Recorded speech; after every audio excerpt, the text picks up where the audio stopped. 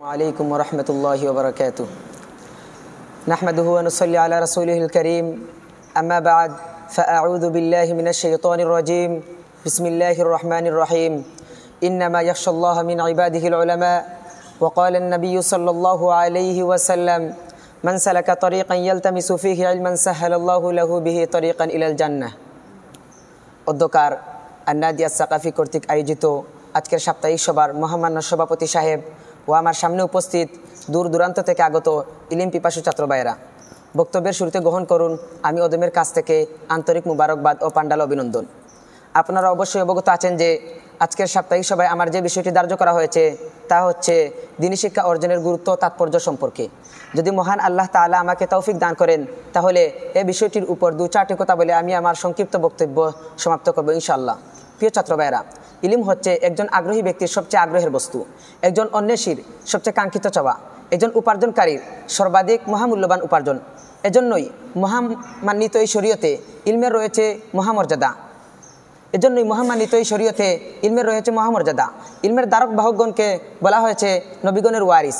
শুধু এ কারণেই একজন আবিদ ও আলিমের মাঝে রয়েছে আকাশ পাতালের ব্যবধান। রাসূল করিম সাল্লাল্লাহু আলাইহি ওয়াসাল্লাম বলেন, ফাজলুল আলিমি আলাল আবিদি কাফাজলিল কামারি আলা সাইরিল কাওয়াকিব ইন্নাল উলামা ওয়ারাসাতুল আম্বিয়া। সমস্ত নক্ষত্ররাজির উপর পূর্ণিমার চাঁদের যেমন শ্রেষ্ঠত্ব, ঠিক তেমনি মূর্খ আবিদগণের উপর রয়েছে আলিমদের মর্যাদা বিদ্যমান। নিশ্চয় আলিমগণ নবীগণের ওয়ারিস। প্রিয় ছাত্র ভাইয়েরা, যে কোনো ইবাদত করার আগে উক্ত ইবাদতের জ্ঞান থাকা আবশ্যক, কারণ ইবাদতের রুকন শর্ত, আদব ও অন্তর্নিহিত তাৎপর্য ইত্যাদি স্পষ্টভাবে জানা যায় সে বিষয়ে জ্ঞান থাকলে। ইবাদতের শুদ্ধতা অশুদ্ধতা, পূর্ণতা অপূর্ণতা ভালোভাবে জানা যায় এই ইলমের মাধ্যমে। এজন্য নবী করিম সাল্লাল্লাহু আলাইহি ওয়াসাল্লাম ইলমকে ইবাদতের চেয়ে শ্রেষ্ঠ বলে ঘোষণা দিয়েছেন। হযরত হুযায়ফা ইবনে ইয়ামান রাদিয়াল্লাহু তাআলা আনহু নবী করিম সাল্লাল্লাহু আলাইহি ওয়াসাল্লাম থেকে বর্ণনা করেন, ফাজলুল ইলমি খায়রুম মিন ফাজলিল ইবাদা ওয়া খায়রু দীনিকুমুল ওয়ারা। ইবাদতের চেয়ে ইলমের মর্যাদা ঊর্ধ্বে, আর তোমাদের সর্বোত্তম দিন হচ্ছে তাকওয়া। প্রিয় ছাত্র ভাইয়েরা, দ্বীনি ইলম শিক্ষা করার গুরুত্ব অনেক, কারণ এই ইলম তার অন্বেষণকারীর জন্য জান্নাতের পথকে সুগম করে দেয়।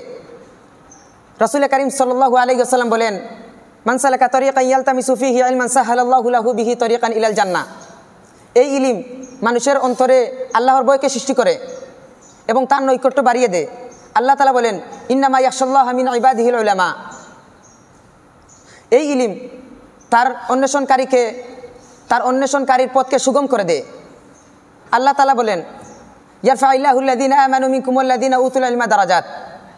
প্রিয় ছাত্র ভাইয়েরা, আমি আপনাদের সামনে আকাবিরের দৃষ্টিতে দ্বীনি ইলম শিক্ষা করার গুরুত্ব কেমন এ সম্পর্কে কয়েকটি বাণী তুলে ধরে আমি আমার সংক্ষিপ্ত সমাপ্ত করে নিব।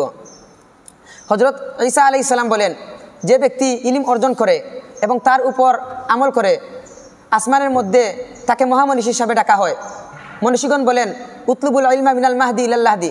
তোমরা দুলনা থেকে কবর পর্যন্ত ইলম অন্বেষণ করতে থাকো। ইমাম ইবনুল কাইয়িম জাওজি রাহমাতুল্লাহি আলাইহি বলেন, আল্লাহ তাআলা পবিত্র কুরআনে তার তাওহীদের ব্যাপারে ফেরেশতাদের সঙ্গে আলিমদেরকেও সাক্ষী রেখেছেন। আল্লাহ তাআলা বলেন, শাহিদাল্লাহু আন্নাহু লা ইলাহা ইল্লা হুয়া ওয়াল মালাইকাতু ওয়া উলুল ইলমি কাইমান বিল কিসত। ইমাম শাফি রাহমাতুল্লাহি আলাইহি বলেন, তলাবুল ইলমি আফজালু মিন সালাতিন নাফলি। আমার কাছে ইলম তলব করা নফল নামাজের চেয়ে উত্তম। আল্লাহ তাআলা আমাদের সবাইকে বেশি বেশি করে ইলম তলব করার তৌফিক দান করুন। আমিন। ওয়া আখির দাওয়ানা আনিল হামদুলিল্লাহি রাব্বিল আলামিন।